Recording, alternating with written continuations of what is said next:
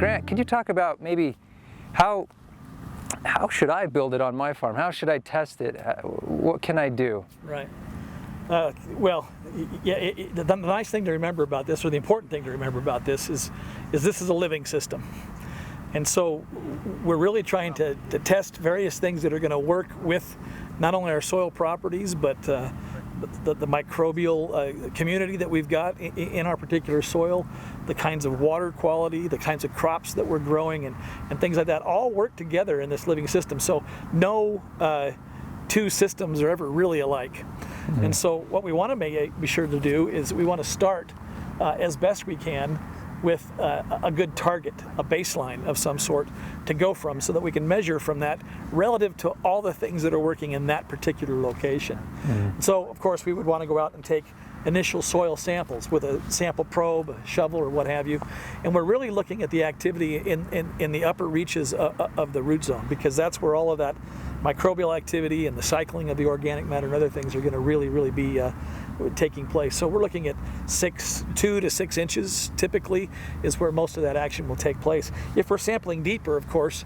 we'll get to know what the properties are below that, but they may not be as readily affected by what our management is down deeper, and we may miss what's happening, the important things that are happening in the surface. So we want to start with a good baseline, and we would probably take a look at some of maybe the basic soil tests that are available to us that are cheaper maybe than some of these that you discussed earlier, that can target particular aspects of soil health, things like the salinity level in the soil, which is an easy measurement to take at any soil testing laboratory. Organic matter content is one that is regularly done at most laboratories. Aggregate stability, which is more readily available at different laboratories as well.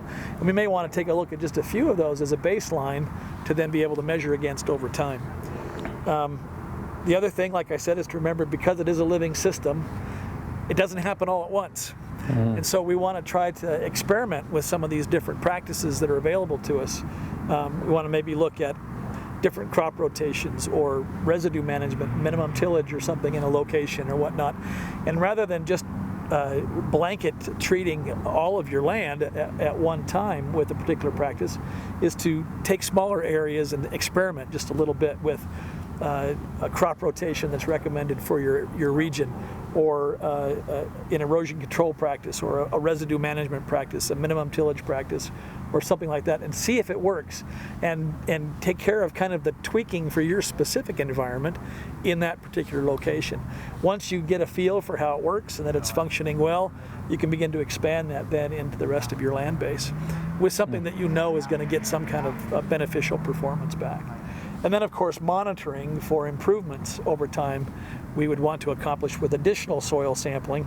But because this is a slow developing process, we're really coaxing a living system into a better condition.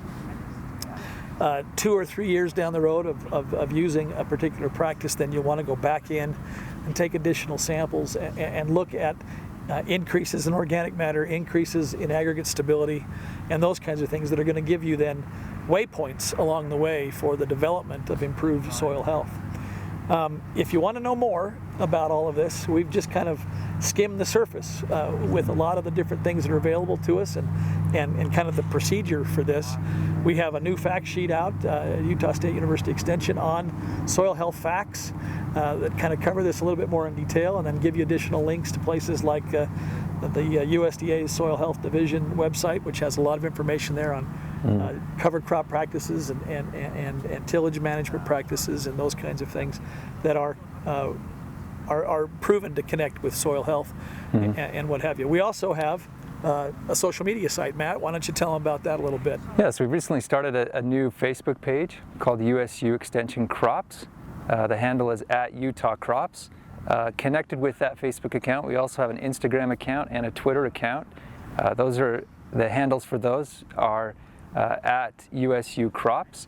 And on that social media, those platforms, we've kind of highlighted some of these soil health findings, soil health facts, and lots of other things dealing with crop production. So we invite you to check those out.